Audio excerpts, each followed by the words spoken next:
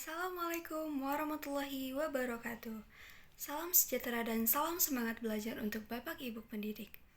Perkenalkan, saya Alia Laura Natasha dari kelas 2G dengan NIM 204240207.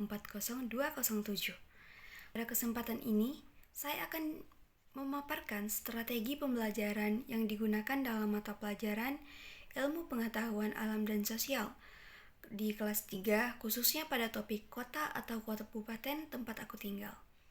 Strategi ini disusun untuk menyelesaikan tugas ujian tengah semester dan juga untuk mendukung pelaksanaan kurikulum merdeka yang menekankan pada pembelajaran yang kontekstual, berpihak pada murid, dan mendorong profil pelajar Pancasila. Pembelajaran ini bertujuan agar peserta didik mengenali identitas kota atau kabupaten tempat tinggalnya. Selanjutnya menganalisis ciri geografis, budaya, dan sosial wilayahnya. Mengkomunikasikan hasil pengamatan mereka melalui kerja kelompok dan presentasi. Selanjutnya, pendekatan dan model pembelajarannya. Pendekatan yang saya gunakan yaitu scientific, yaitu mengamati, menanya, menalar, mencoba, dan mengkomunikasikan. Model pembelajarannya yaitu problem based learning atau PBL, atau pembelajaran berbasis masalah. Metode yang digunakan yaitu metode diskusi, tanya jawab, ceramah, interaktif, dan penugasan. Mengapa menggunakan PBL? Karena PBL membantu peserta didik terlibat aktif dalam memecahkan masalah, yaitu memahami wilayah tempat tinggal mereka. Ini juga melatih critical thinking dan kerjasama dalam kelompok. Selanjutnya, langkah-langkah strategis pembelajaran. Guru menampilkan video pembelajaran dan PPT interaktif tentang pengertian kota atau kabupaten dan peran pemerintah daerah. Siswa diajak untuk mengamati dan menjawab pertanyaan seperti, apa nama kota atau kabupaten tempat tinggalmu? Bagaimana kondisi geografis dan sosial budaya daerahmu? Ini menumbuhkan rasa memiliki terhadap daerah tempat tinggal sekaligus mengasah kemampuan observasi.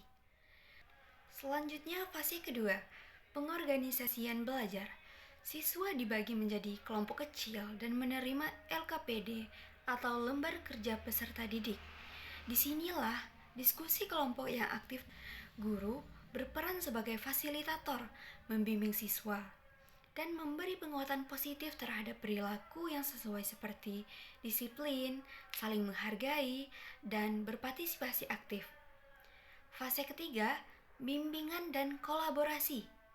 Guru berkeliling, memantau diskusi, dan membantu kelompok yang membutuhkan di sini. Di sini, nilai-nilai profil pelajar Pancasila benar-benar ditanamkan.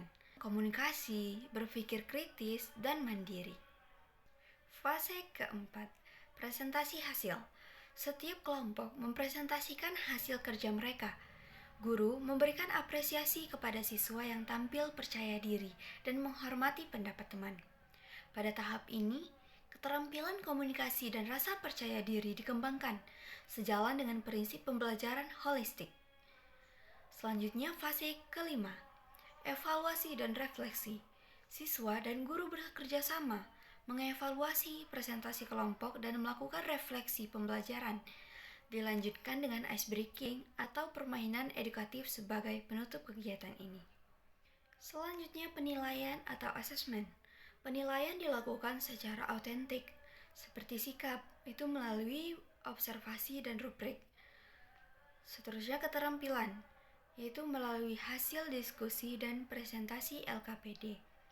Untuk pengetahuannya, itu melalui soal evaluasi tertulis. Dengan rubrik ini digunakan untuk menilai proses dan hasil belajar secara adil dan objektif. Yang keenam yaitu penguatan karakter atau restitusi.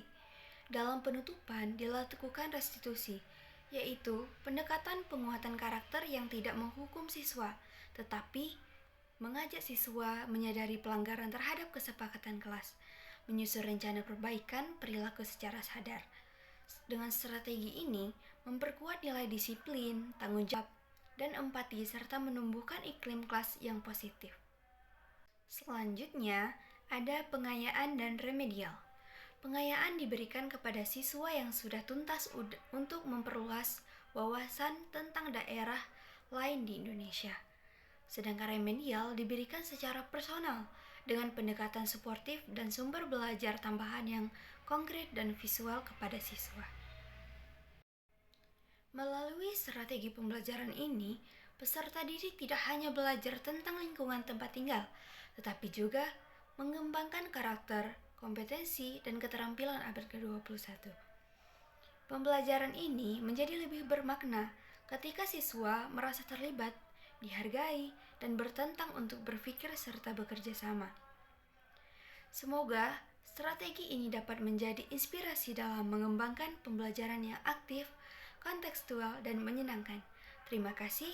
Wassalamualaikum warahmatullahi wabarakatuh.